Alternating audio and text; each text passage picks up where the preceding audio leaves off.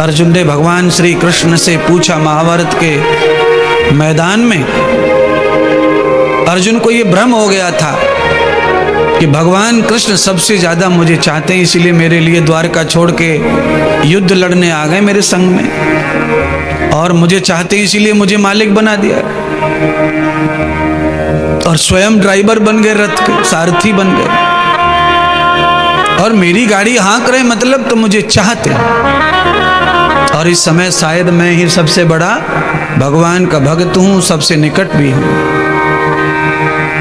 भगवान ने अर्जुन को कहा, अर्जुन तुम मेरे सबसे निकट भगत नहीं हो। तो अर्जुन को बड़ा धक्का लगा। और ये अर्जुन को क्या, किसी भी भक्त को लगेगा? कोई भक्त अपने मन में ये सोच के आए कि गुरुजी हमें चाहते होंगे ज्यादा, और गुरुजी झूठ मूठ को चाहे दिल दुखाने के लिए बोल दें कि भाई हम नहीं चाहते तुमको, तो आदमी के तो बिल्कुल बहुत ज्यादा दिल पर ठेस पहुंचेगी। अर्जुन के दिल पर ठेस पहुंची। भगवान ने जब ये कहा कि नहीं नहीं, तुम हमारे परम भक्त नहीं हो, तुम भक्त हो पर हे अर्जुन तुम हमारे परम भक्त नहीं हो, तो कौन तुम्हारा परम भक्त है प्रभु, जरा बताओ तो सही। तो भगवान ने अर्जुन को उपदेश गीता के श्लोक में ही दिया। भगवान ने कहा, ये न द्वेषास्त न प्रिय। अर्जुन मेरा कोई दोस्त, कोई प्रिय नहीं है संसार में, पर मेरा कोई दुश्मन भी नहीं है। मैं किसी से ईर्ष्या नहीं करता, घृणा नहीं करता। दुनिया में जितने पापी लोग हैं, जो आतंक मचा रहे हैं, जो दुष्ट जन हैं, जो हत्यारे हैं, मैं उनसे भी घृणा नहीं करता हूं, मुझे वो भी प्यारे लगते हैं। क्यों? दुष्ट जन भी आपके प्यारे कैसे हैं? तो भगवान ने कहा, मैं उनके बंधन में नहीं हूं, और कोई मुझे भज रहा है, मैं उनके भी बंधन में नहीं हूं, पर मैं बंधन में हूं किसी के। तो वो कौन है? तो कहा, ये भजन तमाम भक्त्वाम, जो भक्त मुझे दिन रात क्षण क्षण भज रहा है, जो मुझे हर जगह हर रूप में देख रहा है, उसके लिए संसार में दूजा कोई रूप ही नहीं है, वही भक्त मेरा है और मैं उसका हूँ। बाकी ये संसार में आला माला हवन पूजा पाठ ये सब तो ढोंग पकोड़े चल रहे हैं, ये सब मतलब की दुनिया है। इनको सामान चाहिए तो ये करते हैं,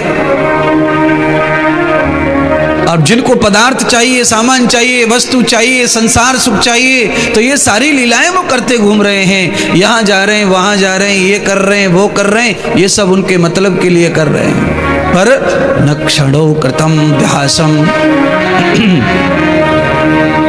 न क्षणो कृतम ध्यासम, ध्यासम प्रपन्न द्वयास्तु।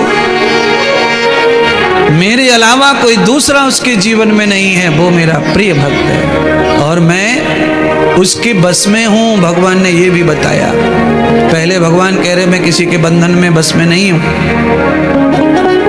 कोई दुष्ट है वो भी मेरा है, कोई अच्छा है वो भी मेरा है। तो अर्जुन ने फिर पूछा, महाराज फिर दुष्टों में और अच्छों में फर्क क्या? जब सब आपके ही तो फर्क क्या है फिर? तब भगवान ने फर्क बताया। एक अच्छा व्यक्ति भी तो स्वार्थी है, मतलबी है, और एक दुष्ट भी मतलबी है। वो दुष्टता के द्वारा अपने मतलब और स्वार्थ को पूरा कर रहा है, और ये अच्छाइयों से भी अपने स्वार्थ को पूरा कर रहा है। पर इसके अनेक रिश्ते हैं सबके। जो अच्छे लोग हैं उनकी भी दुनिया में अनेक मायाएं जुड़ी हैं, जो बुरे हैं उनकी भी माया जुड़ी है दुनिया से। पर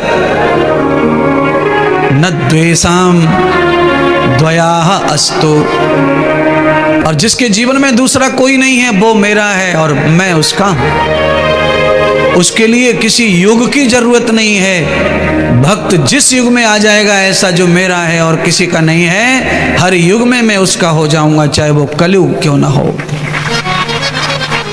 तो बंधुओं, हम लोग कहते जरूर हैं कि त्रेता अच्छा था, द्वापर अच्छा था, कलयुग बड़ा खराब है, पर ऐसा नहीं है। भगवान ने गीता में जो उपदेश दिया अर्जुन को, उस अर्जुन के उपदेश को अगर हम सुनते हैं तो कलयुग में ही मीरा को भगवान मिले हैं, अच्छा बोलिए, मीरा को कब मिले भगवान? कहाँ मिले? श्री वृंदावन में। वृंदावन में भगवान कैसे प्रकट हो गए? मीरा की गोद में जो प्रतिमा, जो मूर्ति है, उस मूर्ति में ही भगवान साक्षात प्रकट हो गए। अब ये सब हुआ कैसे? क्योंकि मीरा के दिमाग में, मीरा के दिल में, मीरा की आत्मा में दूसरा कोई रूप ही नहीं रह गया। वो जानती नहीं पति कहाँ है, उसे पता नहीं जेठानी कौन है, उसे पता नहीं ससुर जी कौन है, उसे पता ही नहीं मेरी इज्जत हो रही है कि बेइज्जती, उसे पता ही नहीं है लोग गाली दे रहे हैं कि सम्मान कर रहे हैं, उन्हें पता ही नहीं है कोई राजकुमारी, कोई महारानी, कोई वैश्या क्या कह रहा है, उन्हें कुछ पता नहीं है। क्यों? भगवान कह रहे हैं क्यों नहीं पता है? एक ही भाव मीरा का है और वो है मेरे तो गिरधर गोपाल दूसरों न कोई। बस ये बात है।